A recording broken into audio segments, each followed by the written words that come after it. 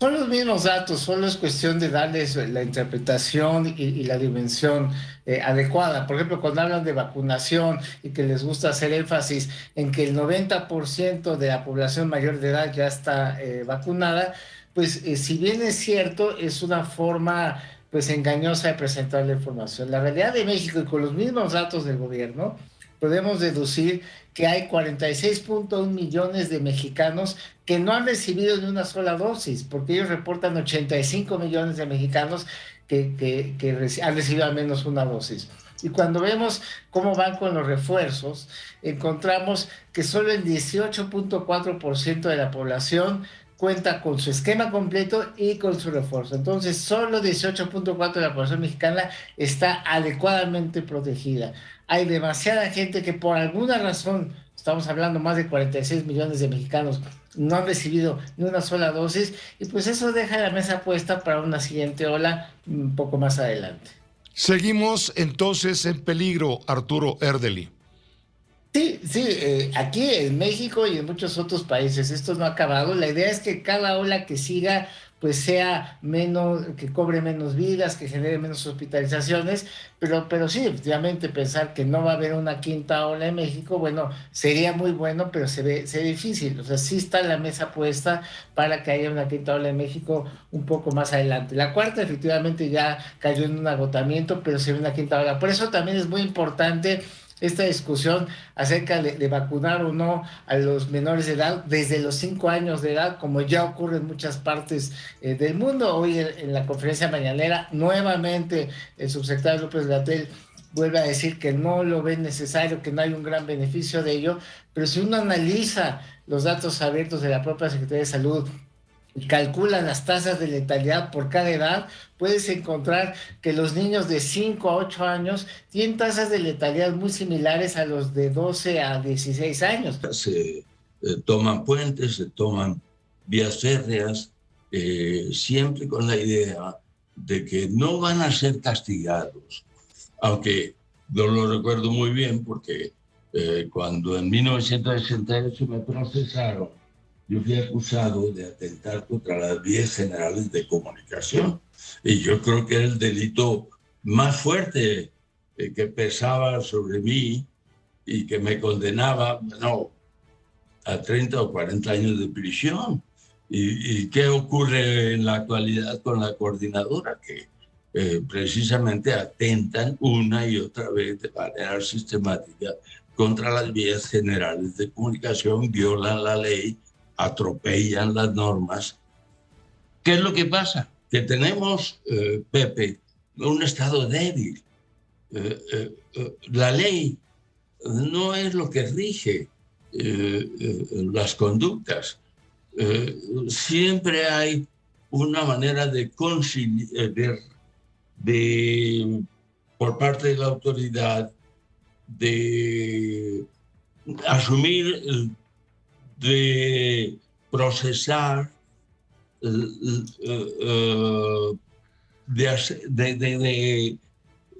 aceptar la impunidad de estos grupos. En ese sentido te pregunto, Gilberto Guevara Niebla, la Coordinadora de Trabajadores de Educación, la CENTE, ¿tiene sometido al gobierno del presidente López Obrador como ha tenido sometidos a gobiernos predecesores? Pues mira, desde 1976, que el movimiento de la Coordinación de Trabajadores de Educación contra la reforma educativa adquirió, digamos, su punto más álgido,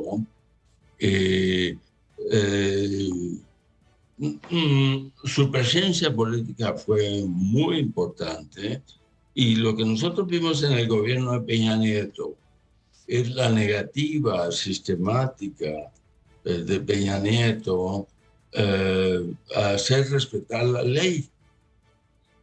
Hasta que en 1976 ocurrió un incidente en un pueblo de Oaxaca en el cual los pobladores de una comunidad junto con los maestros resistieron el ataque de la policía. Es tener un defensor de la audiencia para cada programa, en fin, nada de esto es cierto. Lo que está en juego es simple y sencillamente restablecer la ley que se tenía en 2017 la Ley de Telecomunicaciones y Radiodifusión, que otorgaba una serie de derechos a las audiencias, entre ellos el que tú mencionas, el de diferenciar opinión de información.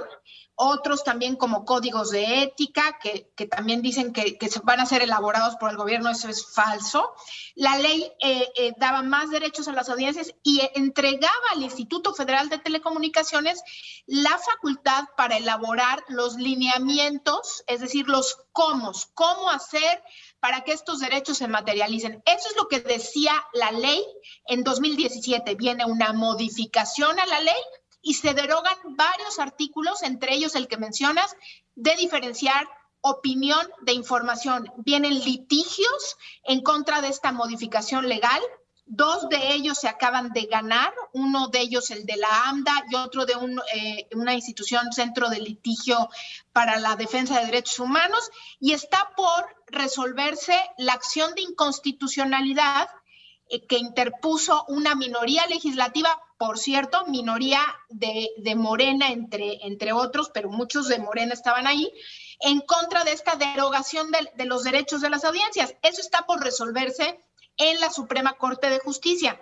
Y bien está cargada por parte de la CIRT para presionar a la Corte y que la Corte pues no vaya a ir, digamos, hacia la línea que han estado resolviendo la primera y la segunda sala de dejar firmes los derechos de las audiencias. Y déjame decirte, Pepe, que yo también estoy preocupada por lo que pasa hoy en día con los medios de comunicación y con este ataque diario del presidente en contra de periodistas y de medios de comunicación, pero a mí me preocupa que se quiera tergiversar el asunto y que ahora digamos cosas que no son. Las cosas hay que decirlas como son, Pepe, y eso es lo que está pasando hoy en día.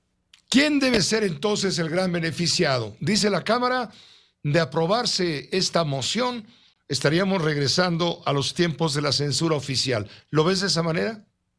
Pues mira, yo veo que hay un riesgo mayor por cómo está el gobierno hoy en día manejando las cosas con los medios, pero creo que si lo vemos en las letras, en el papel, lo que se estaría haciendo es fortalecer a las audiencias y eso me parece bien.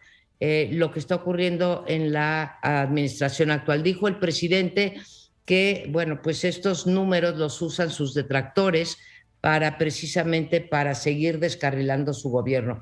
Mi opinión, Pepe, que es una lástima que eso opine el presidente, porque los ejercicios que hacen de vigilar los recursos del Ejecutivo son, uno, o para resarcir el daño que hicieron los entes que están siendo auditados y que desviaron recursos o no los usaron de acuerdo a lo que habían dicho que los iban a usar, es defender al pueblo de México. Y los primeros interesados en leer esos números no deberíamos de ser nosotros, sino precisamente pues la Secretaría de Educación Pública, la Secretaría de Desarrollo Social, la Secretaría de la Defensa Nacional, en donde se hacen señalamientos que ellos todavía tienen 30 días para contestar. Y el presidente dijo, bueno, pues que se está usando esto otra vez malamente. Sin embargo, pues sí hay un dato para mí, digo, son muchos los datos que podríamos dar, lo que tú mencionas de las obras de infraestructura como el Tren Maya, Dos Bocas, Felipe Ángeles, que presentaron irregularidades, si las sumo todas, por 21,000 millones de pesos, Pepe. 21,000 millones de pesos es muchísimo dinero. Ahora te voy a decir para que podamos entenderlo los ciudadanos. Una vez que se presenta la cuenta pública y pasan los 30 días, en esos 30 días los gobiernos pues van aclarando, las dependencias van aclarando en qué sí tenía razón y en qué no tenía razón, o sí tenía razón la Auditoría Superior, pero aclaran las dependencias, ¿no? Y por ponerte un ejemplo, con Calderón no se aclararon el 20%, el 21% en particular, de los recursos auditados.